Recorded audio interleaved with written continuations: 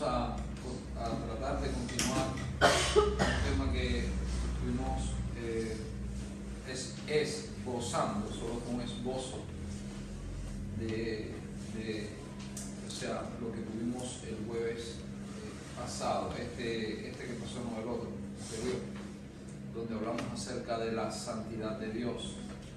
Y quisiéramos pues desarrollar un poquitito más este tema. Quiero decirles que cuando hablamos acerca de la santidad de Dios, estamos hablando de un océano infinito. Amén. La santidad de Dios es todo lo que Dios es. Y créanme que ya diciendo esto puedo cerrar la Biblia y pretender que ya terminé de predicar, porque la santidad de Dios es todo lo que Dios es, y vamos a tratar de explicar eso. Y como es todo lo que Dios es, y nuestro Dios es infinito, los cielos de los cielos no lo pueden contener, pues entonces tratar de acercarnos a la santidad de Dios es como tratar de extraer agua de secar el océano con una tacita de café. Creo que no podría. Piensen en esto. La Biblia dice en el libro de Job, cuando Job está hablando de los planetas, del cosmos, está hablando del orden, ¿verdad?, con que fueron puestas allí las estrellas. Él no usa el término planetas, porque para ese tiempo no se usaba el término planeta, pero habla acerca de las estrellas del firmamento y del equilibrio tan perfecto con que Dios ha hecho todas las cosas. Él dice, y todas estas cosas, que fíjense, Job da una cátedra acerca de la gloria de Dios en la creación. Y cuando termina de dar esa cátedra dice, y todo esto no es otra cosa que el borde de sus caminos. Así que los estudios más, digamos, de última hora que pueda tener la NASA, vamos a decirlo así, donde se encuentran los cerebros más cultivados, que estudian el cosmos y que estudian todo lo que ha sido creado, hermanos, todo lo que el hombre puede saber de esta creación no es sino el borde de sus caminos. Y si la Biblia dice que esta creación, que es tan inmensa desde nuestro punto de vista, que no desde el punto de vista de Dios, yo creo que esta creación a Dios, no voy a decir que le produce un sentimiento de estrechez, no voy a decir que le produce un sentimiento de estrechez, pero yo sí creo que le queda estrecha. ¿Por qué razón? Porque los cielos de los cielos no lo pueden contener. ¿Usted entiende eso? Pensar que Dios, y esto es una locura, una bendita locura, pensar que Dios habita en la creación que ha hecho, en el mismo sentido de tiempo y espacio en que nosotros habitamos en esta creación, es una aberración. Dios trasciende todo lo que ha sido creado.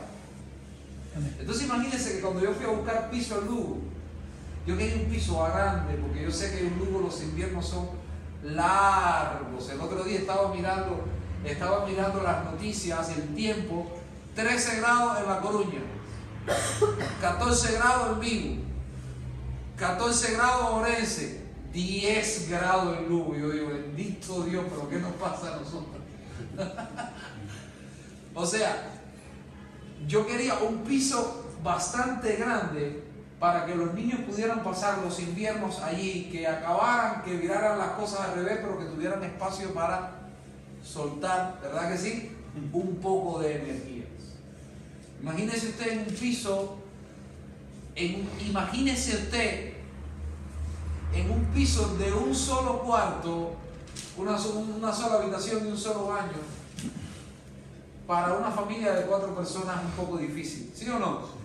Imagínese usted en un piso, yo mido 1,83 de estatura, de 1,70 por 50 centímetros. Eso no sería un piso, eso sería un tormento, ¿sí o no? Bien, la Biblia dice que los cielos de los cielos no lo pueden contener. Y vuelvo a repetir, no estoy diciendo que esta creación le produce a Dios un sentimiento de estrechez, porque la palabra del Señor dice que Él se goza en la parte habitable de la tierra. Así dice. O sea que la creación, lo que Él hizo, le produce gozo a nuestro Dios, le produce alegría a nuestro Dios. Pero, hermanos, aun cuando desde nuestro punto de vista, desde nuestra perspectiva, todo lo que ha sido creado, el universo es insospechablemente grande, hermanos, aun siendo así, para Dios no lo es, porque los cielos de los cielos no lo pueden contener. Entonces, ¿por qué estoy diciendo todo esto, hermano? Porque acercarnos a la inmensidad, a la complejidad, a la exquisitez con que Dios ha hecho todo lo que ha sido hecho, es solamente estar en el borde de sus caminos, cuanto más no lo será tratar de acercarnos con nuestra mente limitada a la naturaleza de la santidad de Dios. Entonces, no solamente digo esto, también quiero anotar el hecho de que soy un hombre limitado. Mire, cuando comenzamos a servir al Señor y comenzamos a leer la Escritura y pensábamos en la santidad de Dios, yo decía, solamente puede hablar de la santidad de Dios quien esté en santidad. Y eso es verdad. Eso es verdad. Solamente puede hablar de la santidad de Dios quien esté en santidad.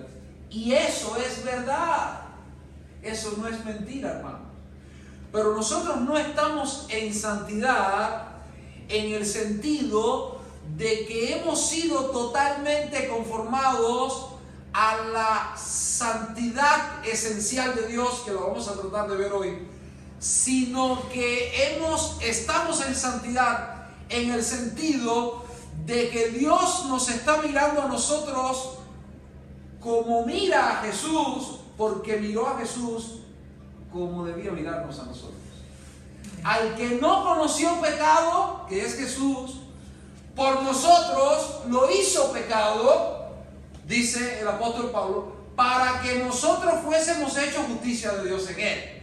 Eso significa que toda la ira de Dios cayó justamente sobre Jesucristo, el Hijo de Dios, en la cruz del Calvario, no habiendo él pecado, no habiendo hecho él mal, ninguna especie de mal, ningún tipo de mal, vivió una vida perfecta, cumplió la ley en todos los sentidos posibles, en todos los sentidos en que Dios esperaba que su ley se cumpliese. Jesucristo cumplió la ley íntegramente, y aún en esa perfecta inocencia, la ira de Dios descendió sobre él. ¿Por qué razón? Él sufrió la ira de Dios puesto en nuestro lugar. Dice la palabra de Dios que él fue puesto en el lugar de los pecadores.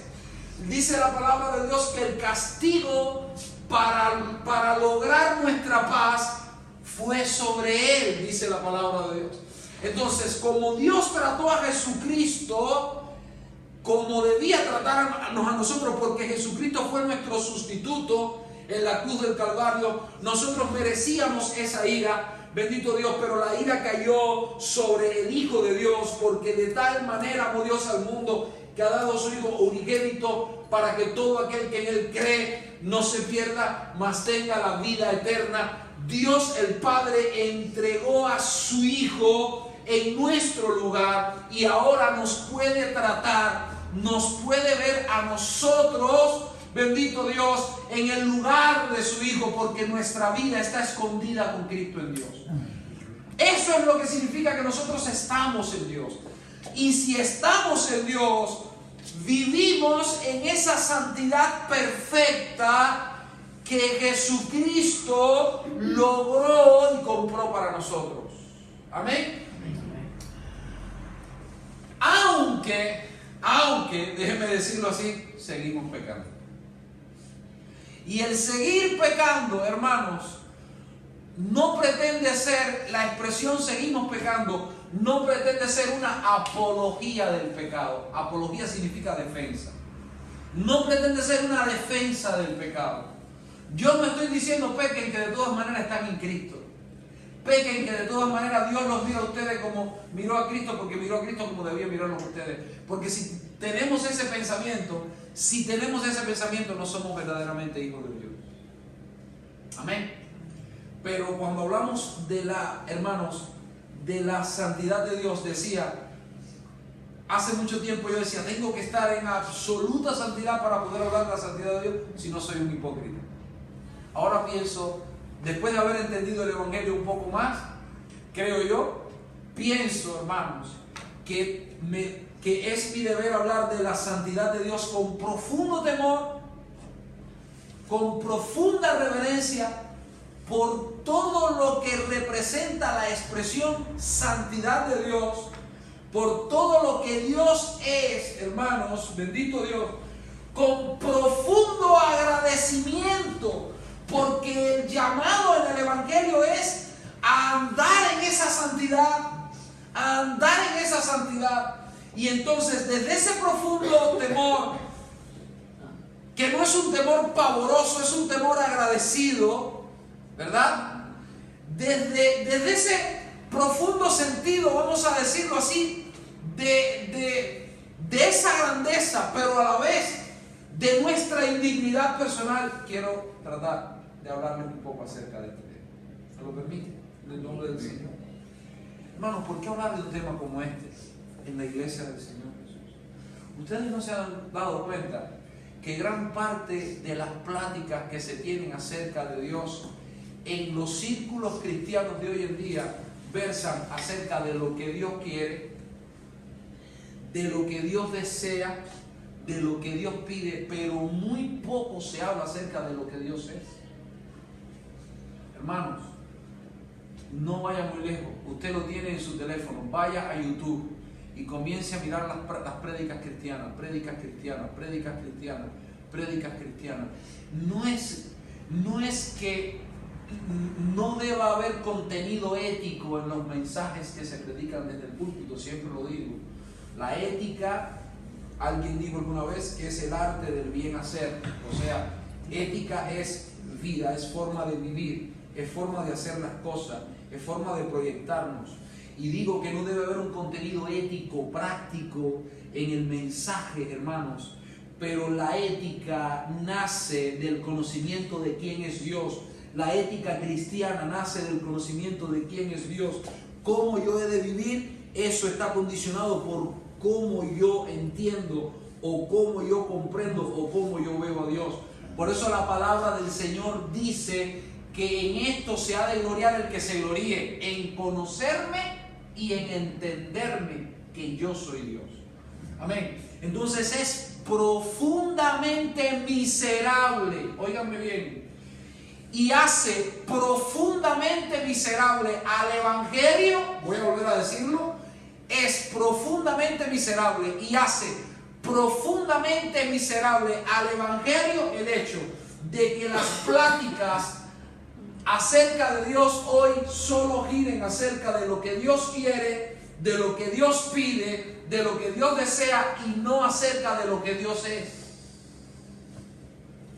¿Por qué razón? Porque el combustible para la santidad, para la buena vida, para la ética correcta en la vida, no es lo que Dios quiere, es lo que Dios es. Déjenme explicarles algo. El Evangelio no es un grupo de dogmas. Vamos a quitar la palabra dogma, vamos a poner normas. El Evangelio no es un grupo de normas de normas acerca de lo que Dios quiere que tú hagas. Eso no es una buena noticia. ¿A cuántos les gusta, a cuántos de los que están aquí les gusta que le coarten su libertad? Cuando yo tenía 12 años que comencé a asistir a la iglesia, me decían, oye, en la iglesia te quitan esto, en la iglesia te quitan esto otro, en la iglesia no puedes hacer esto. Y a ti en la iglesia te dejan hacer esto otro. Y cuando tú te das cuenta, la esencia de muchas de las, o de la mayoría, o de todas las religiones organizadas que basan su ética en la Biblia, la mayoría, casi todas basan su enseñanza acerca de lo que puedes y no puedes hacer. Y si a eso se limita el mensaje en esta iglesia no es evangélica, porque eso no es una buena noticia. Que no puedes hacer esto. ¿Para cuántos eso es una buena noticia? A ver, hermano, seamos honestos. Seamos honestos. Nuestros hijos, que son más inocentes que nosotros, cuando nosotros le decimos, no hagas esto, ya vieron cómo me miraba de él. Me miraba así, como diciendo, no. Y tiene 3 años. Y conoce menos el pecado que yo. No sé si me estoy haciendo entender.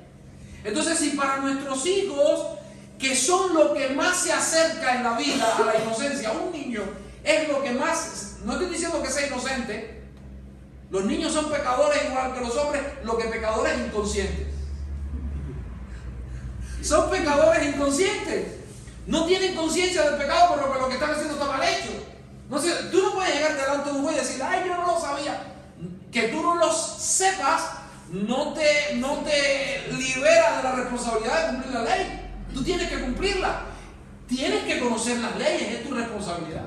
Bien, si a un niño, que es lo que más se acerca a la inocencia, no le gusta que lo coarten, no le gusta que lo limiten, no le gusta que le digan no puedes hacer esto, no puedes hacer aquello, ¿cuánto más a nosotros? La naturaleza humana no ve con buenos ojos y no recibe placer en las limitaciones.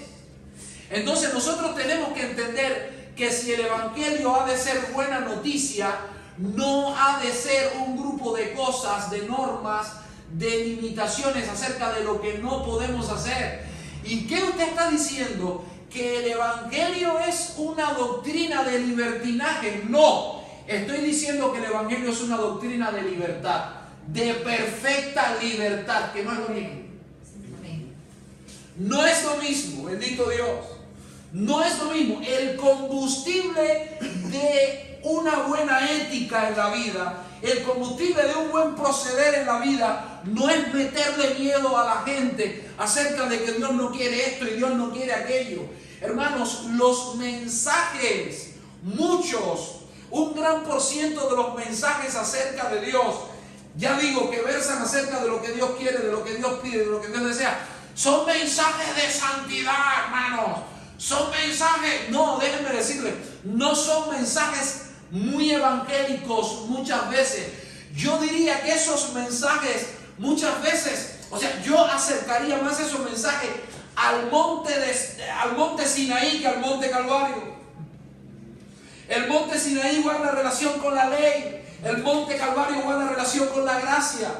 Entonces es fácil predicar acerca de la ley y de que Dios quiere, Dios pide, Dios desea. Y no es que Dios no quiera, no es que Dios no pide, no es que Dios no desea, no es que Dios no demanda. Pero si solamente el contenido de tu mensaje es lo que Dios pide, lo que Dios quiere, lo que Dios desea, lo que Dios demanda, tu mensaje no es evangélico, tu mensaje es legalista, es ley.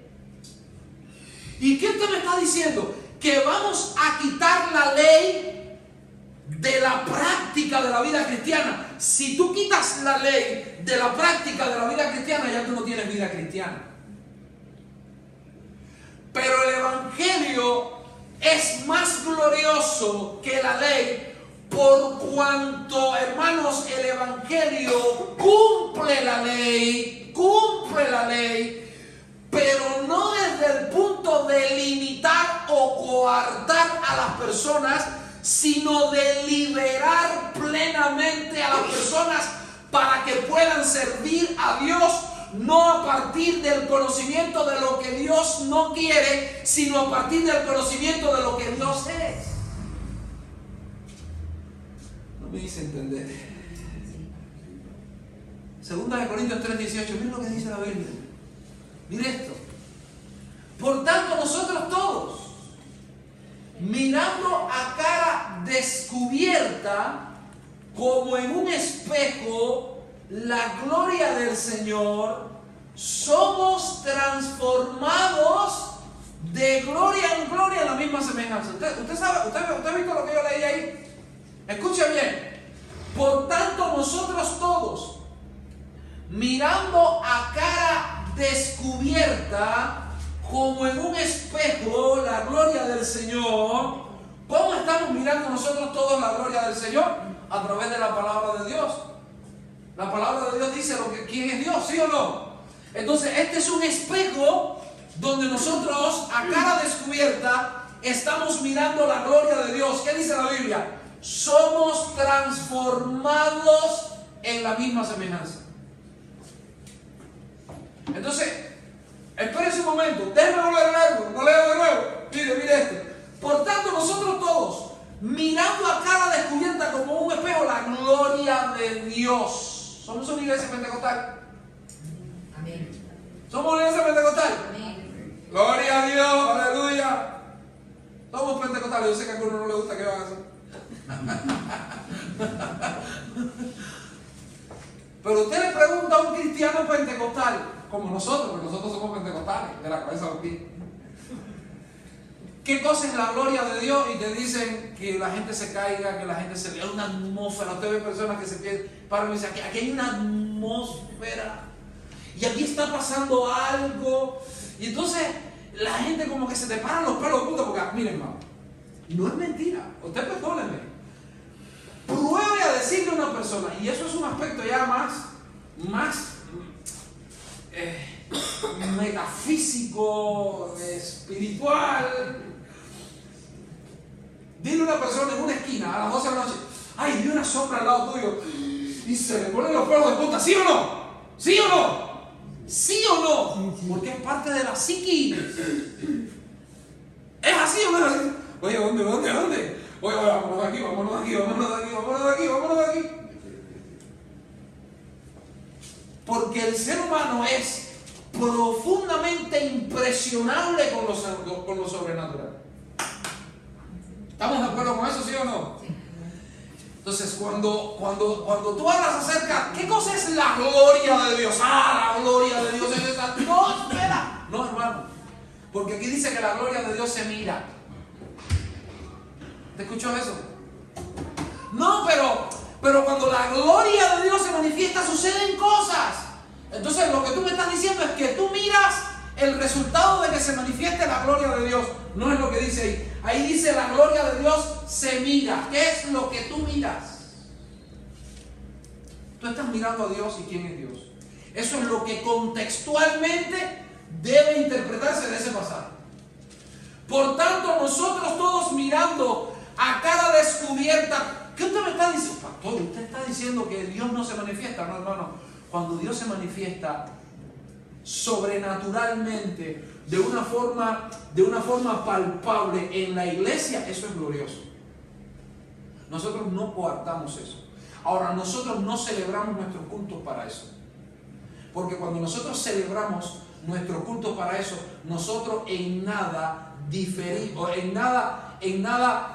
nos diferenciamos de los hechiceros. En nada. Nosotros no adoramos a Dios para que Dios se manifieste, porque así hacían los profetas de Baal. No está alguien dirigiendo y dice, vamos a atraer la gloria de Dios. Eso es peligroso. Perdónenme. Lo que pasa es que nosotros pasamos 40 años escuchando las cosas y repitiéndolas sin ponernos a pensar. ¿Qué hacían los profetas de Baal? Los profetas de Baal celebraban sus cultos para que se manifestara Baal. Dice la Biblia que estuvieron toda la mañana, se sajaban, brincaban, saltaban y ¿Sí o no? ¿Sí o no? ¿Sí o no? ¿Sí o no? ¿Sí o no? ¿Y qué usted está diciendo, pastor?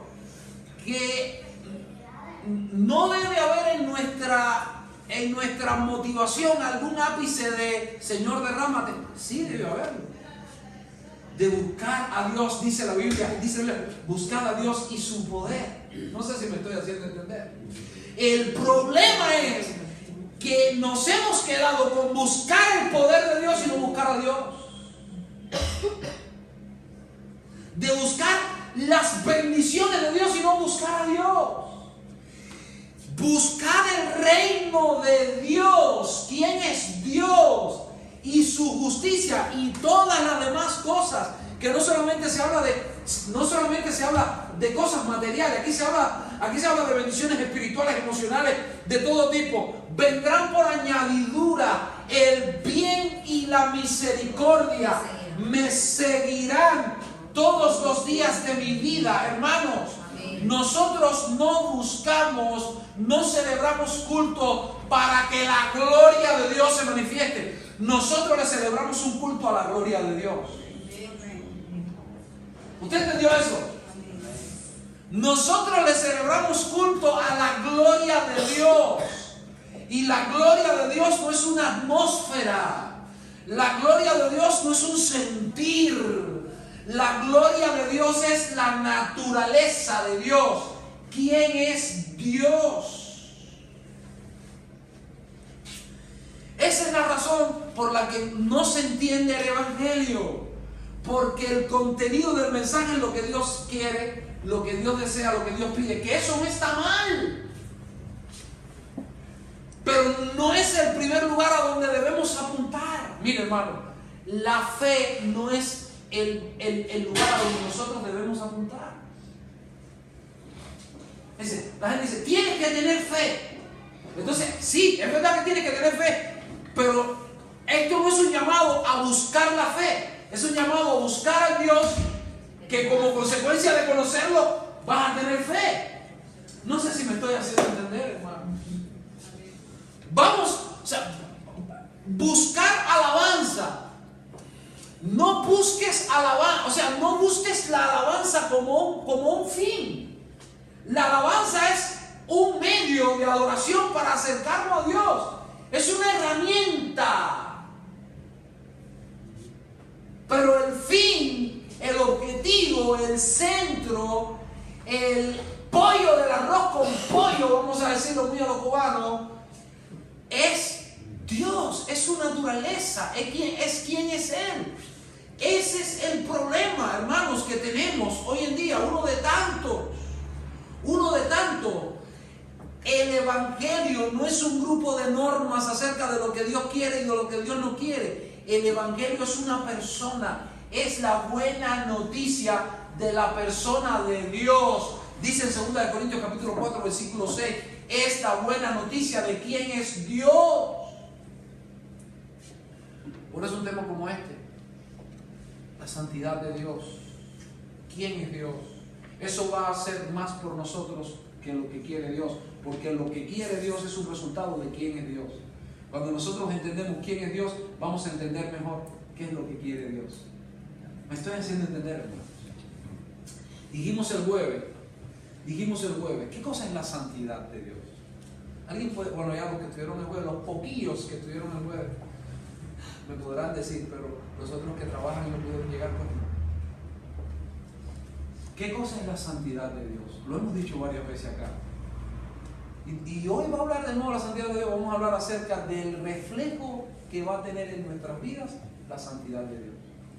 Pero para eso vamos a volver a establecer, a definir el concepto de la santidad de Dios. Nuestro Dios es un Dios santo. ¿Qué significa eso?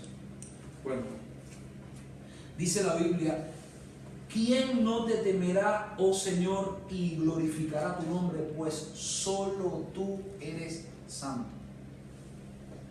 ¿Eso significa que Dios es santo y que nada más lo es? No, la Biblia dice ser santos porque yo soy santo. Amén. La Biblia habla de los santos, de los hombres que vivieron en integridad, ¿verdad? ¿Sí o no? ¿Sí o no? La Biblia habla de los ángeles de Dios como que son santos, pero la Biblia dice aquí que solo Dios es santo.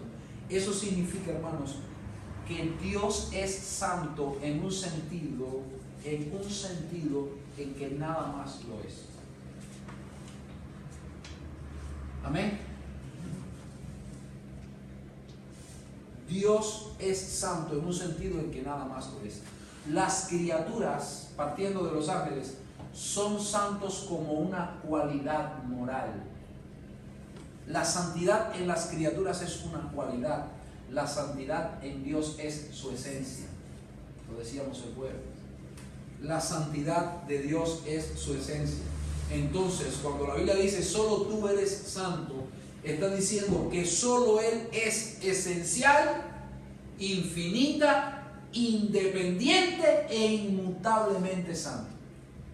Voy a volver a decirlo. Solo Él es esencial, infinita, independiente e inmutablemente santo. En el Salmo 89:35 dice: una vez he jurado por mi santidad. ¿Sabe qué dice la Biblia?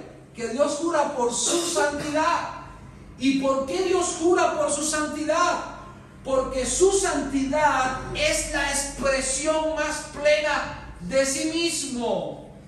Es la plena expresión de su ser. Bendito Dios. Una vez he jurado, dice la palabra de Dios, por mi santidad. La santidad de Dios es la plena expresión de su ser. Diciéndolo de otra manera, el doctor Templeton, un teólogo que me gusta mucho leer, dice: la santidad de Dios es la suma de todas sus perfecciones esenciales y morales. Comprende la perfección del conjunto de todos sus atributos. Entonces, ¿qué significa que Dios es santo? Significa que Él tiene, óigame bien, que Él tiene atributos perfectos que se complementan perfectamente. Qué fácil. Que Él tiene atributos perfectos que se complementan perfectamente. Hermanos, si esto solo pasa en Dios, en nosotros no.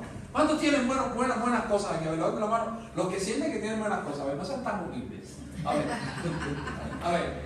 Levanten la mano, a ver, los humildes. Los que sienten que tienen defectos. Ya es más fácil desde la humildad. Ay, qué humildes son mis hermanos. Gloria, qué bendición predicar este grupo. Ahora vamos a ver. Levanten la mano aquellos que sienten que tienen virtudes. Vamos, hermano. Usted tiene virtudes. Tiene muchos defectos, pero alguna virtud tiene. Si no, usted fuera un monstruo moral. Y usted no es un monstruo moral. Usted alguna virtud tiene. No sé si me estoy haciendo entender.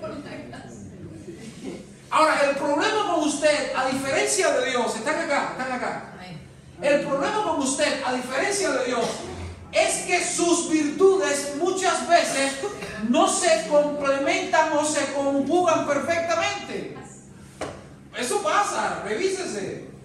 A veces usted es un iluminado y yo lo decía el jueves pasado, usted está en un lugar y nadie sabe la solución del problema que plantearon y usted la sabe, pero es tan tímido que no lo dice. Los muchachos, como no lo dicen, ay no, yo me muero. Pero todos hubiesen sido bendecidos con que lo hubiesen dicho. No lo dicen.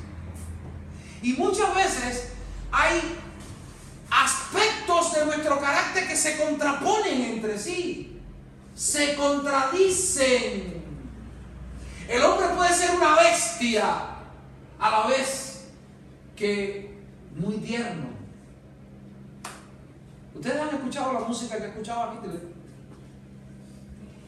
En serio, nunca lean para que vean la música que escuchaba Hitler.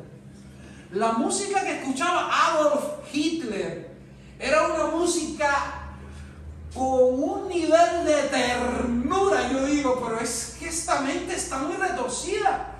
Una música con un nivel de ternura tan elevado, hermano, pero tan elevado que yo, que soy un torpe bárbaro, me quedaría dormido.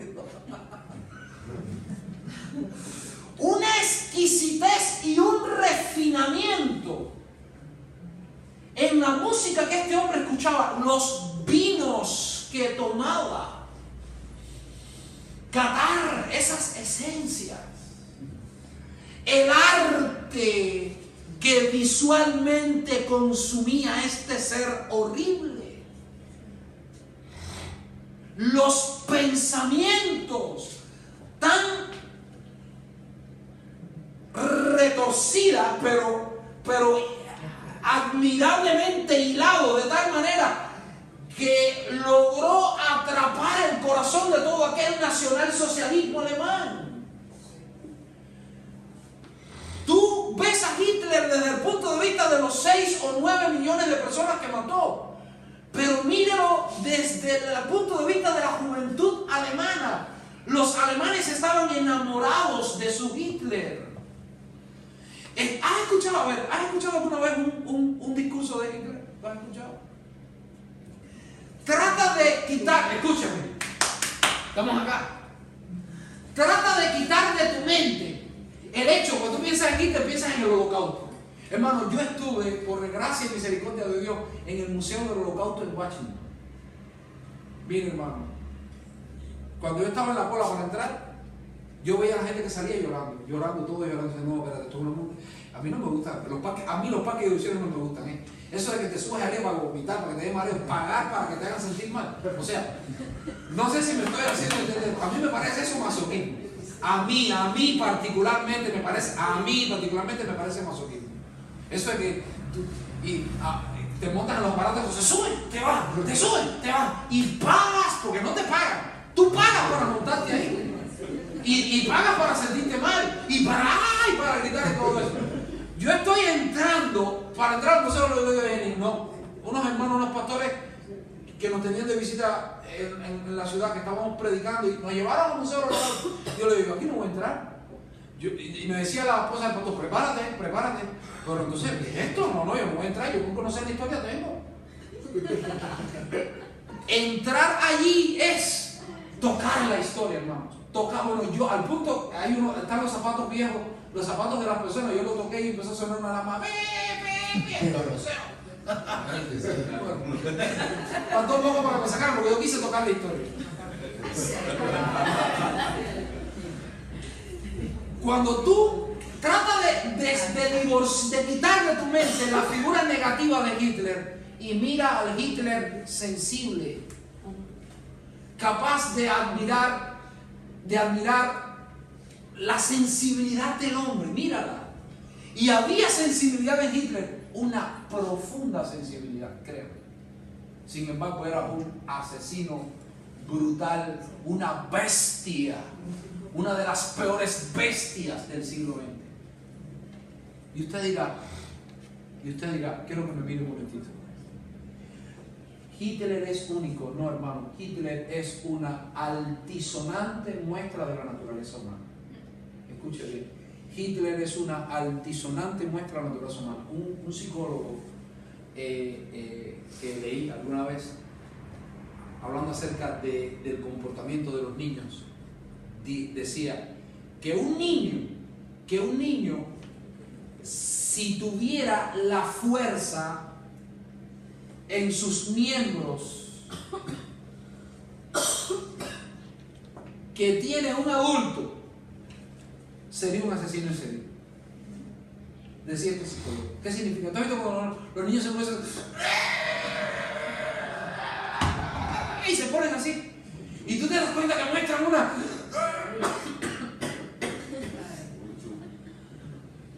No sé si me estoy haciendo entender.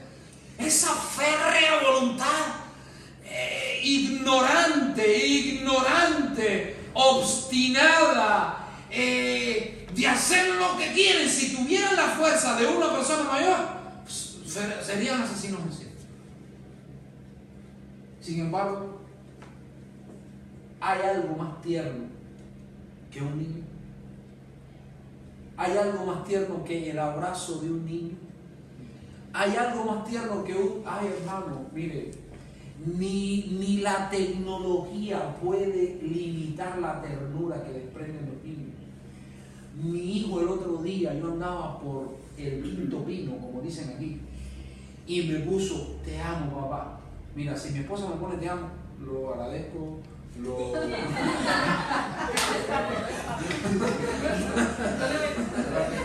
veo bien.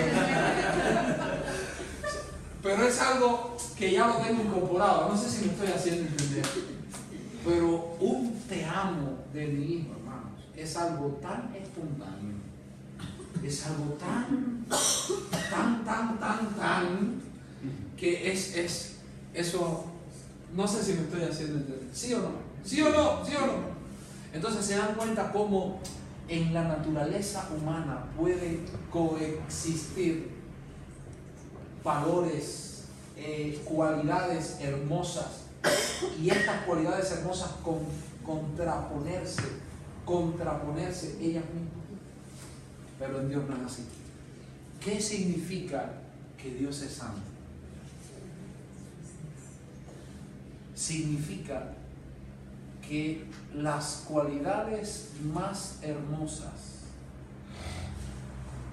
existen en Dios, son parte de su esencia, de su naturaleza, pero coexisten armoniosamente y se complementan armoniosamente, hermanos, en su ser y en su naturaleza. Nada en Dios es contradictorio, aunque nos parezca a nosotros contradictorio. En una ocasión estaba ministrando un tema aquí acerca de la ira de Dios como un atributo de Dios, y decíamos que la ira de Dios es un hermoso aspecto de su naturaleza. ¿Lo recuerdan? Sí. La ira de Dios es un hermoso aspecto de su naturaleza. A ver, díganme la verdad, díganme la verdad, díganme la verdad. Díganme ustedes la verdad. ¿Le gustaría a una chica soltera? Tenemos pocas aquí, tenemos solamente a la de la familia Louis, Joel, la marca Louis Joel. Tenemos aquí a estas dos doncellas. ¿Les gustaría a ustedes? No me miren así como yo. ¿Les gustaría a ustedes de pronto encontrar a un hombre que empieza a enamorarlas, ¿verdad? Empieza a ¿verdad? A acercarse a ustedes comienzan a ilusionarse con este chico cristiano, temeroso de Dios, todas estas cosas que ustedes saben. Y de pronto un día vienes caminando por la calle y un tipo que no es ese chico te ala la chaqueta y el que viene contigo le regala un tratado. ¿Verdad que no? ¿Verdad que no? ¿Cómo te gustaría verlo? ¿Te gustaría verlo con una ira controlada? ¿Sí o no? Con una ira controlada. Pero esa gallardía de defender a la persona amada, de encenderse en el mejor sentido de la palabra por una acción justa, ¿verdad que sí? Ver a esta persona cómo reacciona enardecido por lo que no está bien, por esa ofensa, por esa vileza, por esa villanía. Eso es parte de todas las novelas, hermanos. Y no solamente de las novelas que salen en la televisión, de las novelas que una mujer íntimamente se hace en su ser acerca de lo que quiere con el hombre que la ame. Que la defienda, ¿sí o no? Que la proteja. Entonces, en algún sentido curioso, pero real y cierto, la ira puede ser un hermoso aspecto o una cualidad hermosa en el carácter de una persona. Porque una persona que ve lo mal hecho y no se disgusta por lo mal hecho y pasa de eso como si nada sucediera, no es una buena persona. No sé si me estoy haciendo entender. No es una buena persona.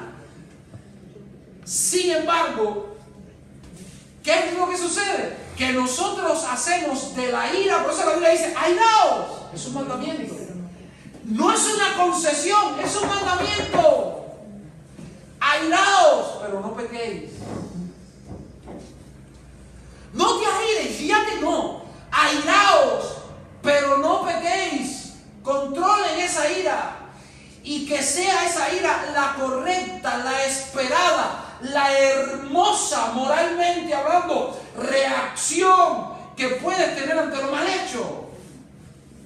pero que ese fuego que se enciende en tu ser no termine quemando las otras cosas buenas, como son la paciencia, la misericordia, ¿verdad? ¿Sí o no? La sensibilidad de ponernos en el lugar de otras personas. Esas cosas no funcionan en nosotros, hermano. Cuando yo me airo, no sé usted, pero yo que soy un pecador, le he profetizado a Jenny hasta el día que se va a morir. Decimos cosas que luego nos arrepentimos, ¿sí o no? ¿Sí o no? Sí. Por eso es que uno no puede tomar decisiones en caliente, se dice. Uno no puede decir, eso siempre me lo dice José, hay cosas que no me gusta decir en caliente, no me siento bien ahora, pastor. Porque ahora no me siento bien y si digo lo que quiero decir, lo voy a decir mal, porque estoy airado, no estoy bien. Eso es muy sabio. ¿Por qué razón? ¿Sabe qué dice la Biblia? Que la ira del hombre no obra la justicia de Dios. Porque el hombre se manifiesta en ira, que es un buen sentimiento, es la capacidad de reaccionar a lo mal hecho, ¿verdad? Pero comedidamente sería una gran virtud, proporcionalmente sería una gran virtud, pero nosotros somos desproporcionados casi siempre en eso. Ahora, ¿qué significa que Dios es santo? Que aún la ira de Dios es un hermoso aspecto de su naturaleza. Hermanos, que el Dios airado es un Dios tierno. El Dios airado es un Dios tierno, bendito Dios. Es un Dios tierno. Decía un antiguo escritor, es tierno, compasivo, misericordioso y a la vez se aira terrible y temiblemente. Es fuerte, decía en otro lugar otro escritor, es fuerte, es majestuoso, sin embargo murió en debilidad. Oh hermoso, oh hermano, qué hermoso es nuestro Señor, qué hermoso, qué hermoso. ¿Se dan cuenta por qué la Biblia habla, y lo decíamos el jueves, si lo recuerdan, habla acerca de la hermosura de su santidad? Yo antes te decía a los hermanos que yo pensaba que cuando la Biblia hablaba de la hermosura de la santidad, hablaba acerca de que nosotros tenemos que ser santos y desde esa hermosura cantarle a Dios. Y yo creo que eso es un despropósito. ¿Qué te está diciendo? ¿Que no hay que cantarle a Dios con santidad? Sí, y sin santidad nadie verá al Señor. Pero si tú esperas a ser santo para acercarte a Dios, es como esperar a no estar enfermo para ir al médico. Estoy enfermo, pero cuando me sienta mejor voy al médico. No. ¿Por qué la alabanza es liberadora muchas veces? ¿Y liberadora de qué? ¿Liberadora de qué? De nuestros pecados, hermano. ¿Liberadora de qué? Hay algo subjetivo que no es real, que no se llama pecado, pero necesito liberación. Yo soy santo, pero necesito liberación. No, tú y yo necesitamos liberación del pecado, liberación de lo mal hecho, liberación de lo mal hecho que decimos, que pensamos, porque muchas veces pecamos más con el pensamiento que con las palabras y con los hechos. Es más, creo que está demostrado que se peca más con el pensamiento y con las palabras que con los propios hechos. Liberación de eso. La adoración a Dios es profundamente liberadora. Recibimos liberación en adorar a Dios. En adorar a Dios en la hermosura de su santidad. Yo merezco tu ira, Señor, tu justa ira, tu hermosa ira, porque tú eres justo, Señor, y ninguna injusticia hay en ti. Y tú estás, dice tu palabra, airado todos los días, airado todos los días contra el pecador, dice la palabra de Dios, contra el impío. Sin embargo, Dios tiene misericordia. Véanlo de esta manera. ¿Han escuchado alguna vez esa expresión que dice, Dios ama al pecador y aborrece el pecado? ¿Lo han escuchado? ¿Cuántas veces han escuchado eso? Sí. Mire, hermano, usted perdóneme. Eso es una tontería. ¿Y por qué es una tontería? Se lo voy a explicar. ¿A quién manda Dios al infierno? ¿Al pecado o al pecador?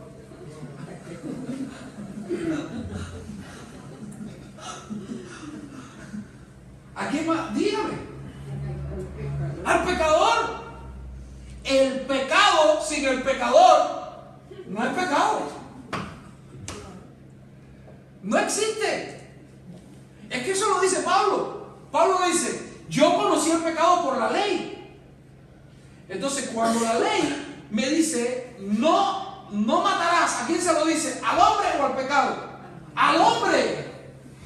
No sé si el pecado es una acción que nace de la naturaleza del hombre. Entonces la fuente del pecado no es el pecado, es el hombre mismo. Es una forma humanista, hermano, de justificar al hombre por su pecado. El hombre es, decimos en Cuba, la pila. ¿Cómo se dice aquí? La pila donde bote el agua. ¿Cómo se dice aquí? El grifo. El grifo. El hombre es el grifo del pecado. El pecado nace, dice la Biblia, de él, de su propia concupiscencia, de su propia esencia pecaminosa. Entonces tú te estás diciendo que Dios aborrece al pecador, sí, pero lo ama. ¿Y cómo se entiende eso? No sé. Por eso es que Dios es hermoso, hermano. Por eso es que Dios es hermoso. Hasta ahí no puedo llegar. Parece un sinsentido. Sí, tengo que reconocer que lo parece, pero es la forma más bíblica que nosotros tenemos de interpretar la Biblia. Dios aborrece, ama al pecador, pero aborrece al pecado. ¿Y de dónde nace el pecado? Del corazón del pecador. No sé si me estoy haciendo entender. ¿Cómo es que Dios, debiendo aborrecernos porque somos aborrecibles, Dios nos ama? No lo sé, pero me permite decirle algo. ¿Qué hacemos entonces con no saberlo?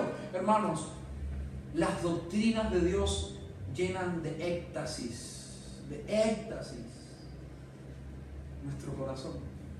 Por eso el salmista decía, oh profundidad de la sabiduría de Dios. Dios aborrece al pecador en un sentido, pero en otro lo ama. Es lo único que le puedo decir. No divorcien al pecador de su pecado. No son dos cosas distintas, son lo mismo. Es más, el pecador es la fábrica del pecado. ¿Me estoy haciendo entender? Sí. ¿Me estoy haciendo entender? Yo sé que algunos no lo entendieron.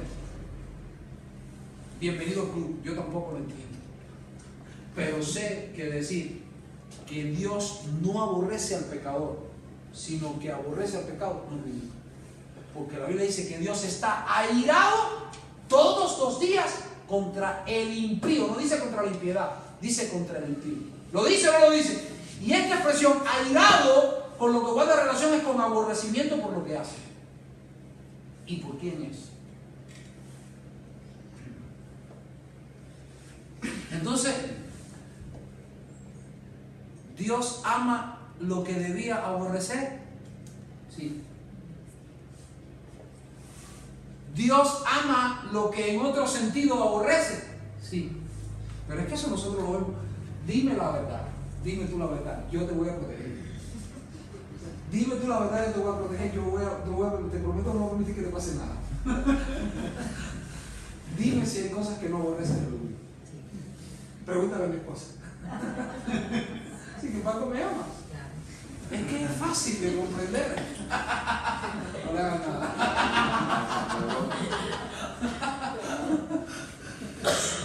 Y vamos a defender a las mujeres. ¿Qué me dice Ofin? Hay cosas que aborrecen. Di la verdad. Di la verdad. Mira. Mira,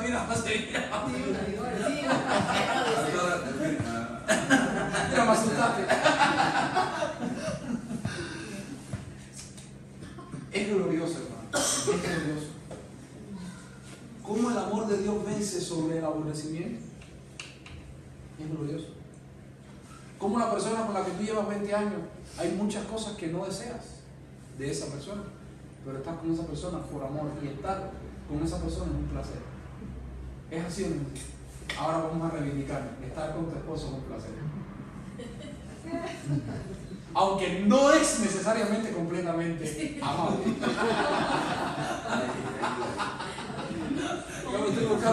Ya me estoy buscando la enemistad de Luis. Así es Dios, hermano. Y ese es solo un reflejo. Y ese solo es un reflejo imperfecto de la armonía perfecta de Dios. Porque a nosotros se nos agota la paciencia, ¿sí o no? Se nos agota la paciencia. Ah, Dios, bendito Dios, bendito Dios, bendito Dios, bendito Dios. Miren a Marcelo como toca a su padre y dice: te vi. Yo también tengo que tocar a la mía y decirle gracias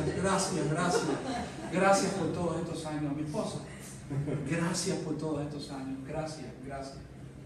Entonces, hermanos, en Cristo se conjugan una condescendencia infinita con una ira y enojo infinito.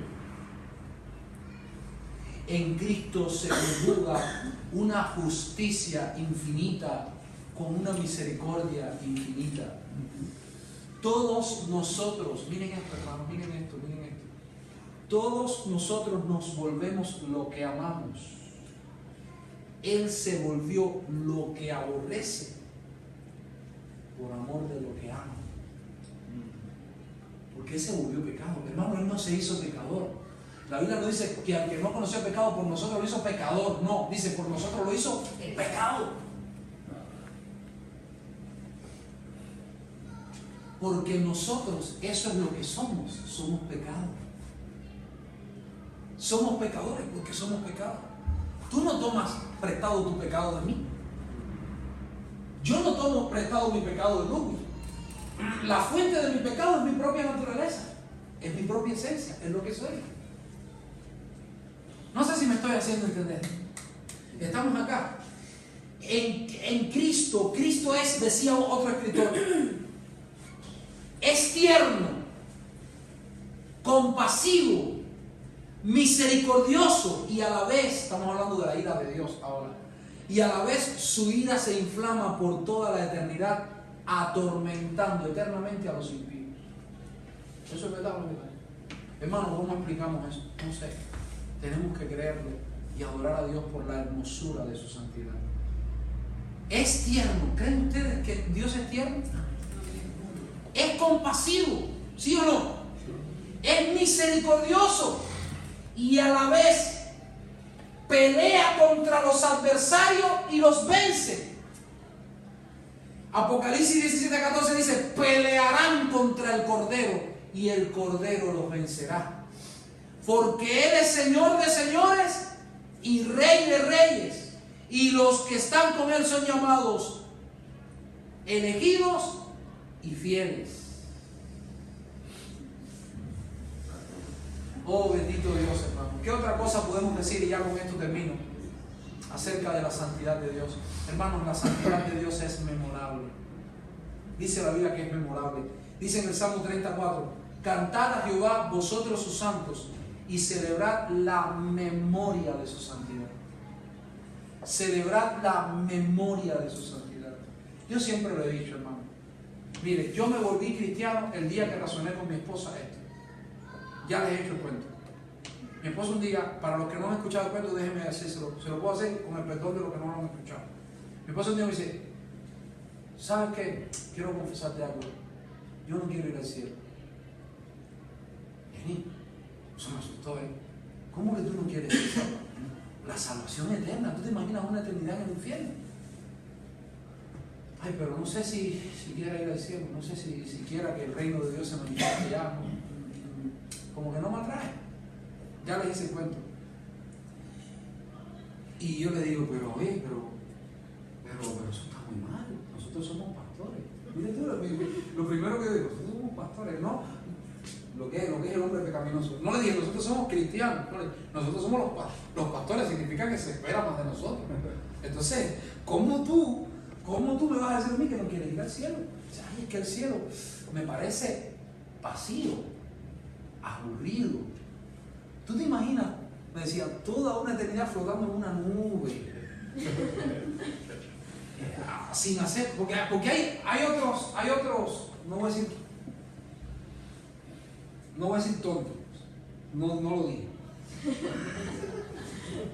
Que dicen, yo le voy a cortar las flores en el jardín. ¿No han escuchado eso? Que yo no digo que no corte flores en los jardines de Dios, yo no he dicho eso. Pero si ese también, porque es como queriéndole dar contenido a la eternidad. Y toda la vida cortando flores, eso también es aburrido, ¿eh? ¿Sí o no? ¿Tú te imaginas toda la vida cortando flores? No, pero yo no le corto la leña. Te vas a aburrir también. ¿Sí o no? ¿Sí o no? Y tú que me decías, tú que eres tan inquieto, porque yo soy una persona que yo me considero inquieto. Vean a Harry. Vaya, contado con la misma tijera. Yo soy una persona inquieta. Cuando era niño era todavía más. Yo no podía estar tranquilo en un lugar, no podía. A mí me hubiesen diagnosticado hoy en día con todas las enfermedades que yo estuviera. Me hubieran dado corriente y todo, hermano, créanme, me hubieran dado corriente. Yo no era fácil y todavía no lo soy, ¿eh? Y mi esposa me dice, pero tú con lo intranquilo que eres.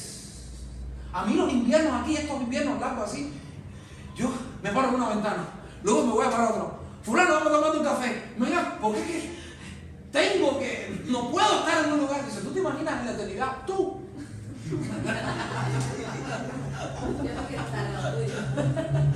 Tú te imaginas tú en la eternidad. Y sabes que eso me hizo pensar, y yo, Señor, ¿verdad que me metió en una crisis de fe? Yo tuve una crisis de fe con esto. Yo dije, yo no quiero ir al cielo, yo no quiero la eternidad, yo no quiero las calles de oro en más de cristal, yo no quiero nada de eso.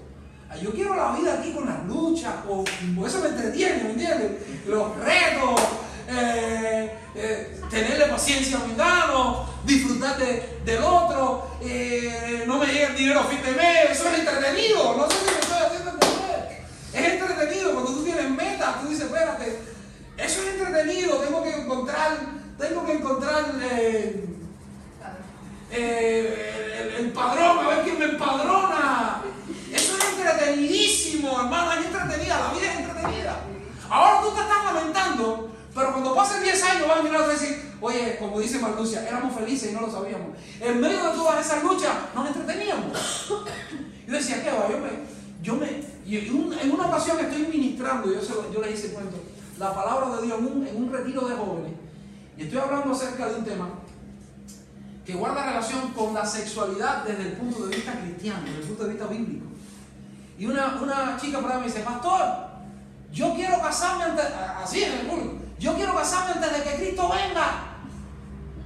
Y yo me quedé así, entendí, no tuve ni que decirle por qué, porque la Biblia dice que cuando en la resurrección ni se casarán ni serán en casamiento.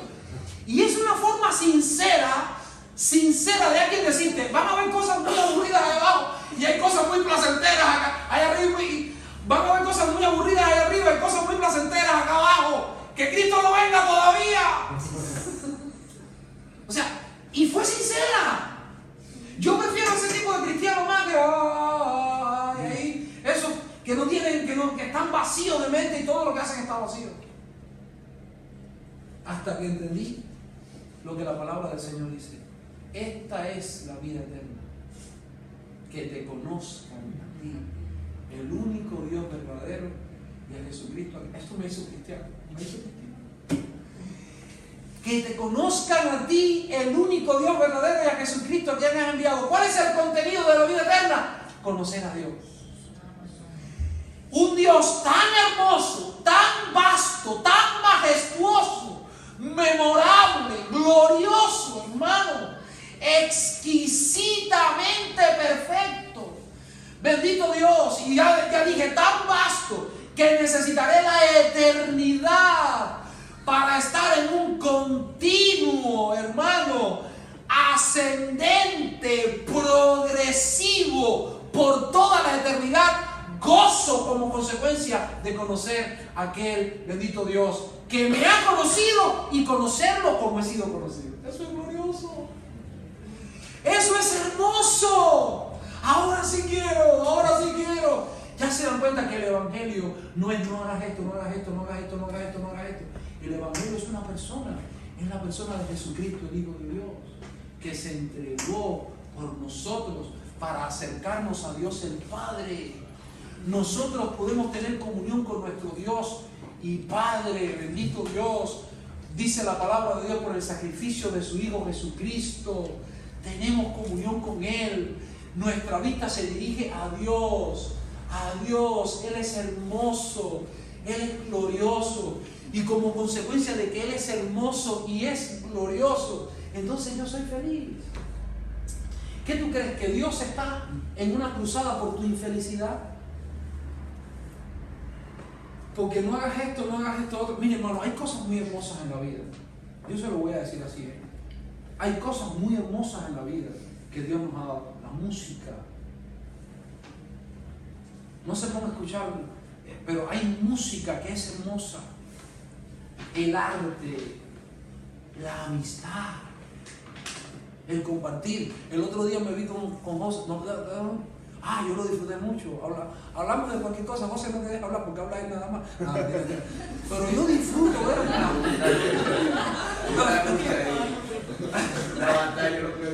No, lo disfruté mucho. Lo disfruto. Yo te disfruto, brother, de verdad.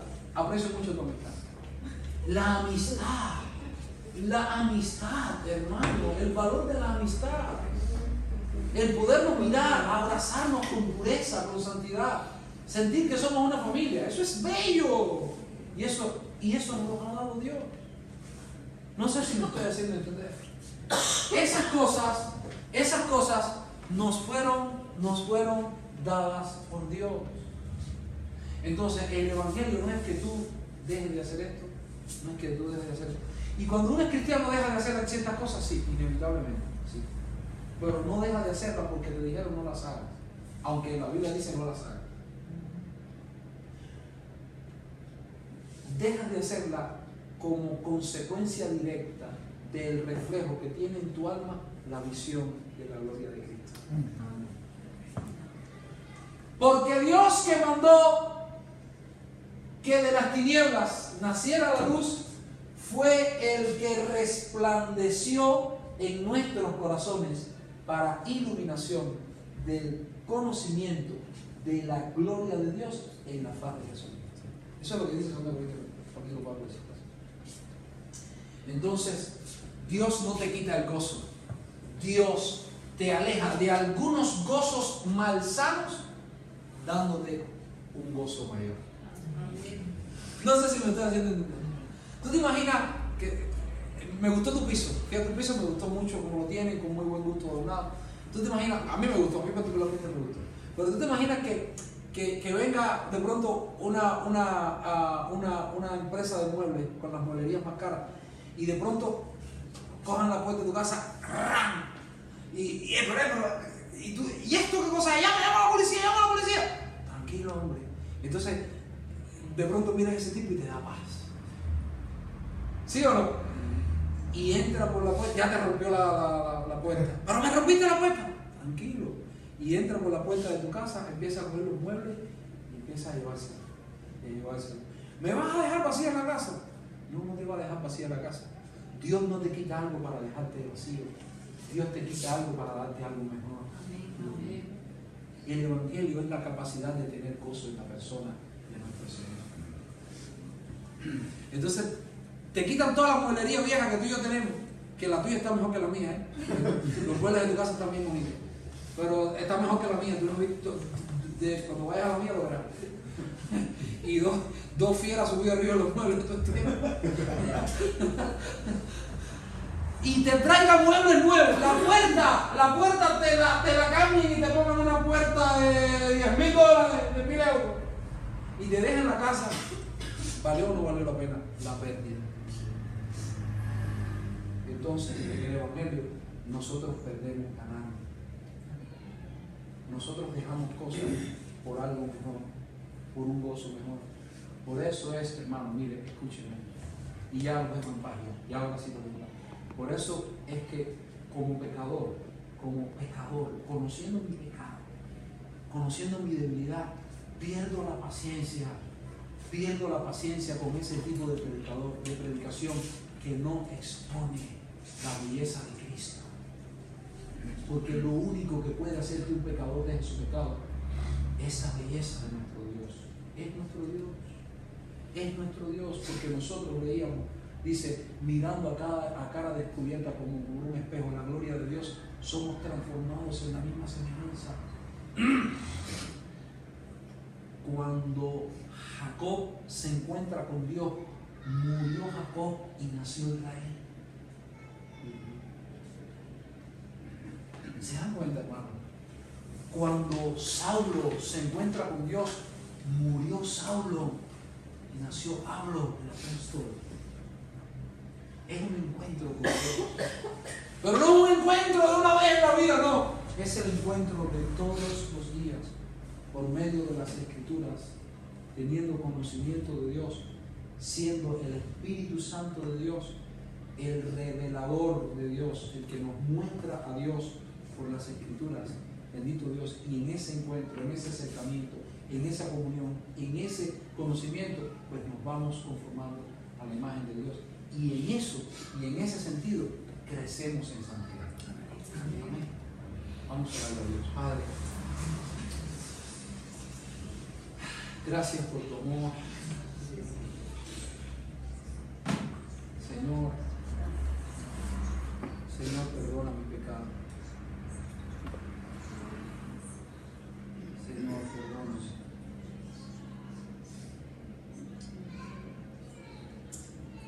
Perdóname porque Señor te he fallado.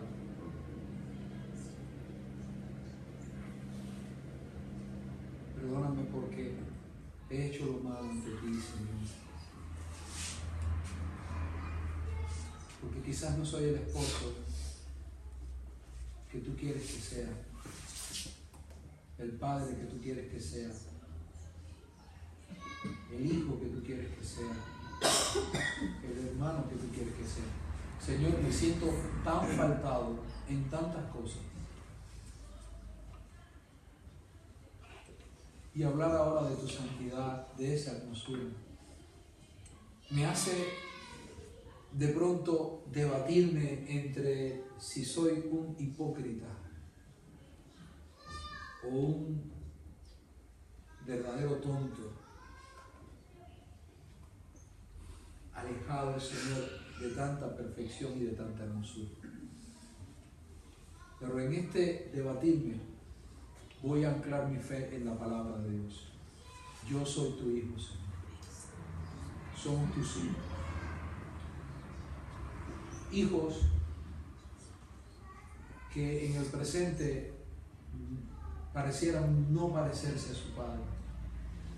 Y es nuestra lucha, es nuestro deseo.